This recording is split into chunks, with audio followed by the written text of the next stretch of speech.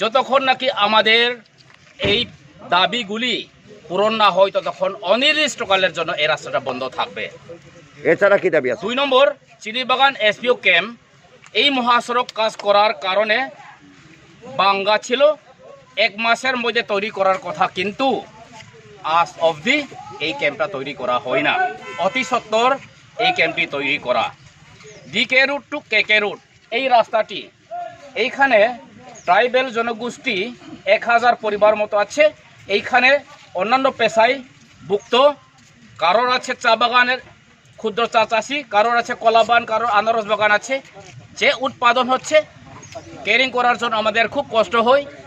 এই আষাঢ় মাসে আমাদের এই রাস্তাটা নষ্ট করে মহাসড়ক যারা কন্ট্রাক্টর আছেন ওনার কাছে কথা বললেও কথা শুনে না, যার ফলে এই দাবিতে এটাও ইনক্লুড করা হচ্ছে। এই চিনিবাগান সংলগ্ন এলাকাতে গরিব মানুষ, অসহায় মানুষ, দোকান ঘর, বাড়িঘর ভেঙে কম্পেনসেশন টাকা দেওয়ার কথা সরকারের তরফ থেকে, কিন্তু আজ অবধি এই গরিব মানুষের চাহিদাটা পূরণ করা হয় না। কেউ ঘর বাড়ি নাই, ঘর বাড়ি ভেঙে গেছে, কারোর বারান্দাতে বসবাস করছে, যার ফলে অতি সত্বর গরু গড়ে মানুষের বারান্দায় বসবাস করছে। তো আমাদের এই দাবি সনদ নিয়ে আজকে দিকে রুট বন্ধ করতে বাধ্য হচ্ছে। পিঙ্কু সরকার। কত সময় থেকে গান দাঁড়াইছ? আধা ঘন্টা হইব। কি সমস্যা? কি সমস্যা? রাস্তার মধ্যে জায়গা টাকা নিচে, মানুষের সরকার টাকা দিচ্ছে না, তার কারণে রাস্তা অবরোধ করছে। তো আমরা তো অসুবিধার মধ্যে পড়ছি। এমনি 2টার সময় টাইম বাজার বন্ধ হয়। কই থেকে আইতেছ? দমর থেকে। কি নিয়ে আইছি? মাল নিয়ে আছি। ঠিক আছে, তারপরে বাজারে গিয়ে মালটা ওখানে লাগাইমু।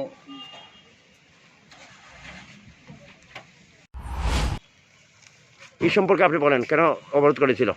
ওনার অবরোধের কয়েকটা ডিমান্ড আছিল। প্রথম ডিমান্ড হচ্ছে আমরা যে হাইওয়ে হচ্ছে এখানে কৈলাসহর টু কুর্তি যে হাইওয়েটা হচ্ছে, ওইখানে ওনারা অনেকগুলো কম্পেনসেশন পায়নি। অনেকজন বেনিফিশিয়ারি যারা জায়গা অ্যালটমেন্টে অ্যাকুইজিশনে গেছে তারা কোনো কম্পেনসেশনটা পায়নি। আর সেকেন্ড হচ্ছে এসপিও ক্যাম্প যে শিফটিং হয়েছে। আর থার্ড হচ্ছে একটা কালভার্টের ব্যাপারে। আর ফোর্থ হচ্ছে এই যে এখানে পার্শ্ববর্তী যে টুঙ্গুই লেন বা ডালং বস্তি যে রাস্তাটা যায়, ওইটা মোটরেবল কন্ডিশনে না। একটু বৃষ্টির সিজনে ওনারা রাস্তা ফরমেশনে এটা মোটরেবল কন্ডিশনে আর নেই। তো এইটাতে আমরা সবাই বললাম যে ওনার যে অ্যাসেসমেন্টের যে লিস্ট, যেটা 6 মাসের ঊর্ধ্বে যে দেরি হয়েছে, ওইটা ওনারা লিস্ট দেখ, তাহলে আমরা হায়ার অথরিটির সামনে প্লেস করবো ওইটা। আর দ্বিতীয়ত যে এসপিও ক্যাম্প, ওনারা বুঝিয়ে দিলাম আমরা ফিউচার প্ল্যান এসপিও ক্যাম্পটা যে রিপ্লেস হচ্ছে না, ওইটা আগের জায়গায় আসবে। আর থার্ড সিচুয়েশন হলো কালভার্টটা অলরেডি তারা হাইওয়ের যে এজেন্সি ওনার কাছে ডিপিআরটা আছে, ডিপিআরে অলরেডি কালভার্টের প্রভিশন আছে।